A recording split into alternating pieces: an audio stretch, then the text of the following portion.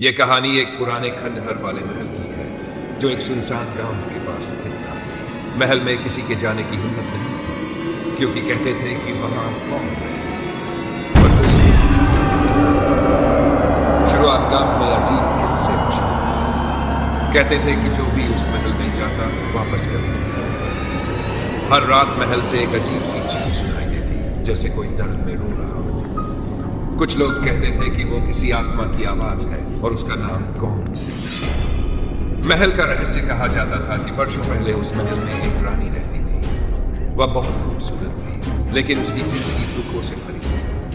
उसके पति ने उसे धोखा दिया और फिर एक रात उसने खुद को उस महल के कुएं में फेंक दिया। तभी से उस महल में अजीब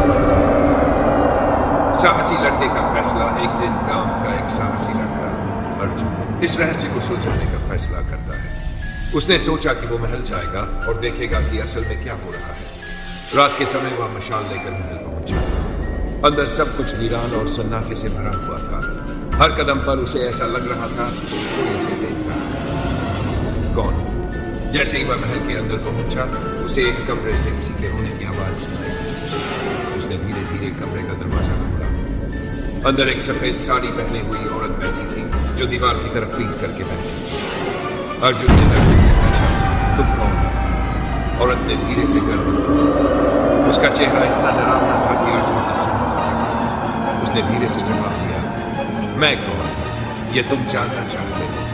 फिर वह जोर से हंसने लगी। उसकी हंसी इतनी डरावनी थी कि महल की दीवारें गूंज उठी। अर्जुन ने भागने की कोशिश की लेकिन दरवाजे अपने आप बंद। महल का अंत। अगले दिन गांव वालों को अर्जुन का कोई पता नहीं चला।